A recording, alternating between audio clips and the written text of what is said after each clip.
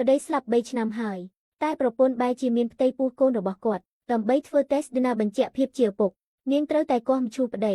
ពេលដឹងរឿងនេះបងស្រីទាំង3របស់ប្តីខឹងយ៉ាងខ្លាំងហើយបានវាយដំនាងយ៉ាងចាស់ដៃមូលហេតុដែលនាងមានផ្ទៃពោះគឺដោយសារប្រើមេជីវិតឈ្មោះក្លាសេទុករបស់ប្តីមុនពេលស្លាប់បើ test នេះបញ្ជាក់មែនមកតគ្រួសារ20000លាននឹងត្រូវប្រគល់ឲ្យនាងទាំងអស់ប៉ុន្តែពេលគ្រូពេទ្យក៏សរឲ្យវិจัยដកដណែក៏បានរកឃើញថាលាកក្បាលអ្នកស្លាប់មានស្នាមបាក់ធ្ងន់ធ្ងរបាតុភូតចម្លែកនេះធ្វើឲ្យគ្រូពេទ្យសង្ស័យដើម្បីស៊ើបរកមូលហេតុការស្លាប់របស់លោកយ៉េងគាត់បានយកសាកសពទៅបន្ទប់កសលវិจัยប៉ុន្តែបងស្រីទាំង3មានប្រតិកម្មខ្លាំងមិនត្រឹមតែប្រឆាំងដាច់ខាតថែមទាំងចង់បូជាសាកសពទៀតហាក់ដូចជាកំពុងលាក់បាំងអ្វីមួយរហូតដល់ព្រះរាជអាជ្ញាបង្ហាញដីកាពិនិត្យសាកសពទើប3អ្នកបងស្រីឈប់ឆ្លោះប្រកែកបន្ទាប់ពីធ្វើកសលវិจัยរួចគ្រូពេទ្យក៏បានរកឃើញមូលហេតុនៃការស្លាប់របស់លោកយ៉េងការពិតគាត់មិនមែនស្លាប់ដោយជំងឺទេតែត្រូវគេសម្លាប់យ៉ាងឃោរឃៅ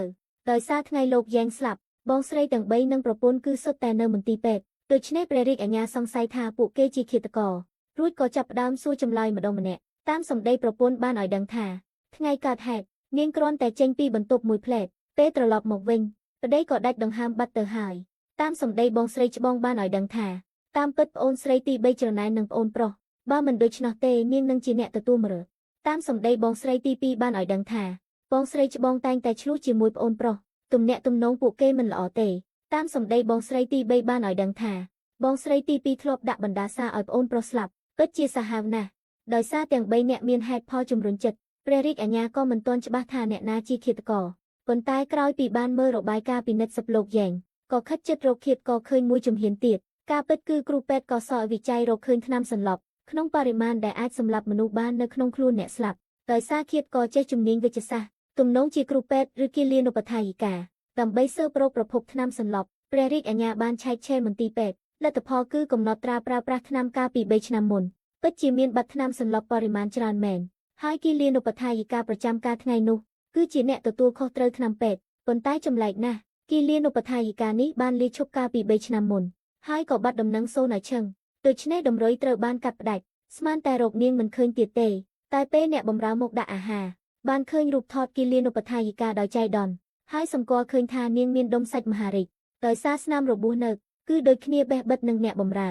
ក្រោយពេលបានស្ដាប់សម្ដីនាងព្រះរាជអាជ្ញាដឹងពីកន្លែងលាក់ខ្លួនរបស់គិលានុបដ្ឋាយិកាហើយការពិតអ្នកមានដុំសាច់មហារាជត្រូវលេបថ្នាំទៀងទាត់តាមរយៈការស៊ើបអង្កេតយ៉ាងល្អិតល្អន់ព្រះរាជអាជ្ញាទទួលបានអាសយដ្ឋានរបស់គិលានុបដ្ឋាយិកាប៉ុន្តែពេលទៅដល់ជាន់ក្រោមក៏បានជួបក្រុមគ្រូពេទ្យកសលវិจัยនៅទីនោះពួកគេមកដើម្បីដោះស្រាយកន្លែងកើតហេតុនៅក្នុងបន្ទប់លេខ203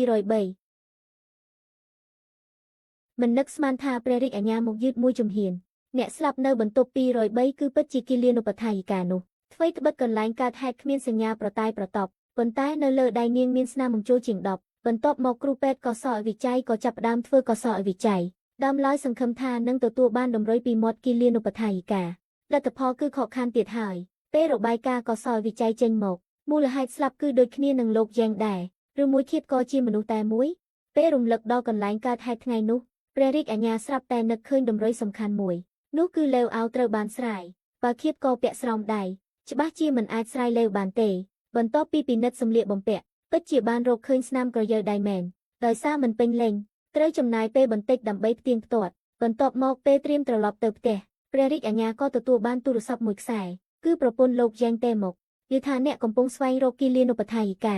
ខ្ញុំមានដំណឹងខ្លះពីនាងដោយសារនិយាយតាមទូរស័ព្ទមិនច្បាស់ព្រឹកស្អែកឡើងស្ត្រីនោះក៏បានណាត់ជួបព្រះរាជអាជ្ញាជាសម្ងាត់លទ្ធផលផ្ទៀងផ្ទាត់ស្នាមក្រយើដៃក៏ចេញមកល្មមប៉ុន្តែអត្តសញ្ញាណឃាតករបានធ្វើឲ្យគ្រូពេទ្យកសលវិจัยស្រឡាំងកាំងភ្លាមគឺប្រពន្ធរបស់លោកយ៉េងផ្ទាល់នៅម្ខាងទៀតពេលព្រះរាជអាជ្ញាមិនចាប់អារម្មណ៍ស្ត្រីនោះក៏បានយកកញ្ចប់ម្សៅមួយកញ្ចប់ចេញយ៉ាងលឿនចាក់ចូលក្នុងកែវ